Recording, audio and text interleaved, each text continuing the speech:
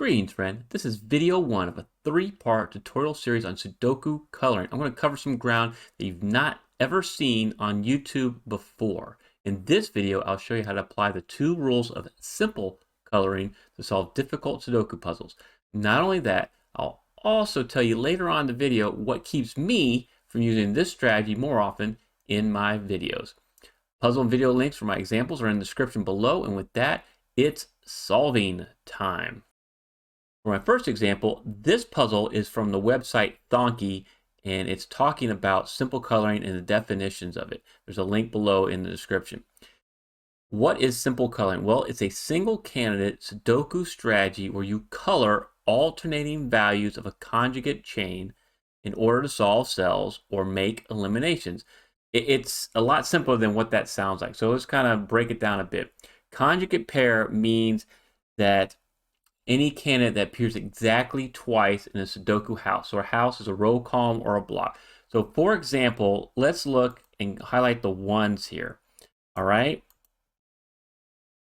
You see this is one right here? There's exactly one other one in column 1. And so they form a conjugate pair.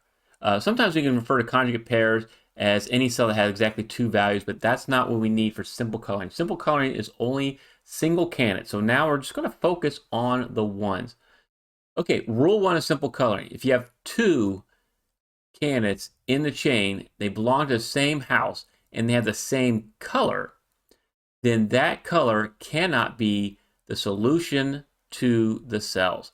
So what does that mean? It means if you end up with 2 oranges or 2 purples that see each other, they cannot be the solution. You can actually solve for the other color. So let me point out what that means. How you do simple coloring. So you start off here and say, okay, this is going to be orange.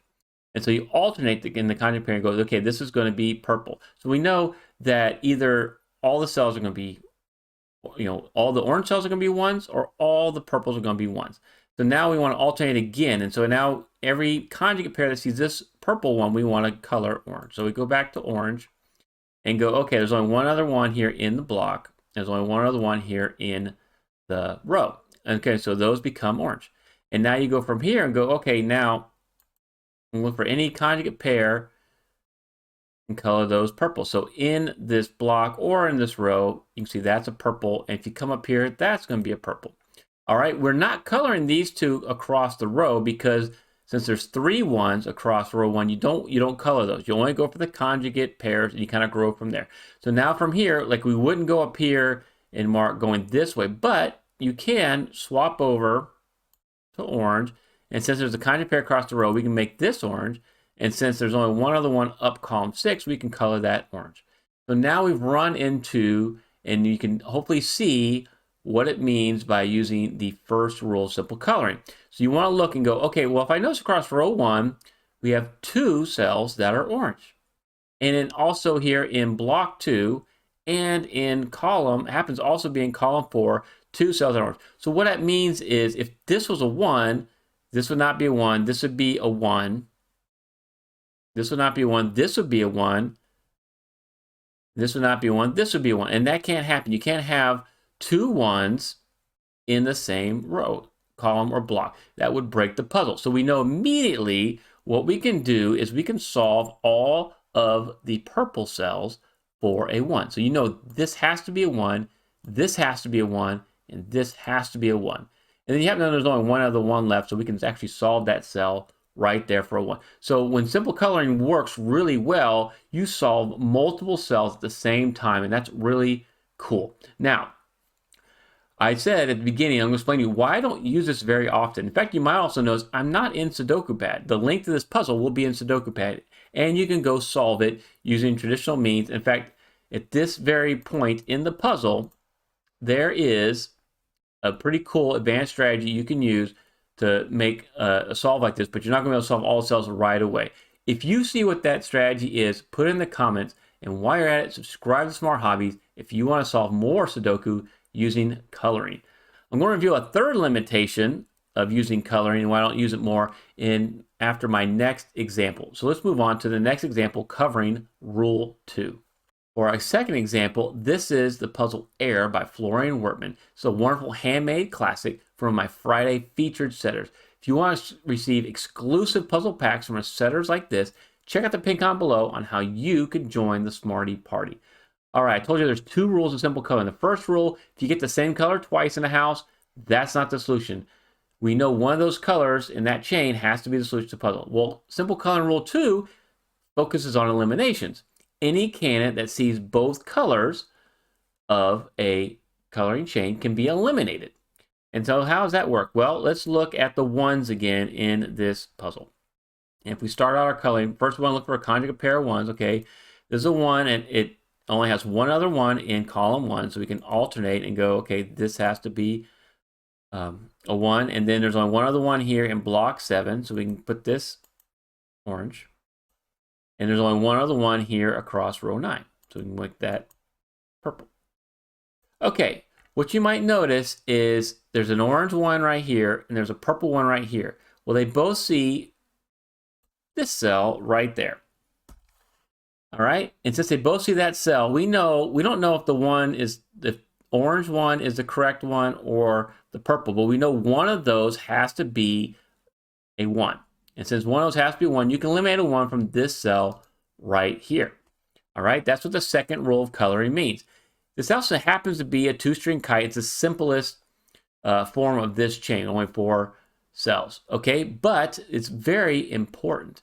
And the reason that it's important is that now you create this 2-3 pair right here, so you can eliminate all these other 2s within the block and all the other 2s across the row, including this 2. And now you might notice there's only one other 2 in block 1, and so we can solve that cell for 2.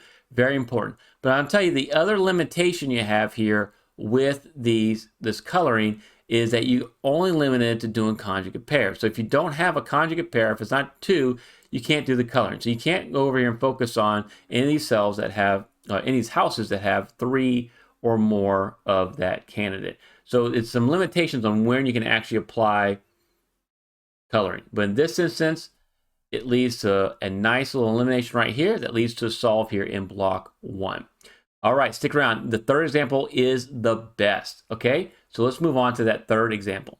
So let's see both rules in action for this third example. So this is Foraj, Paroj by Bondye.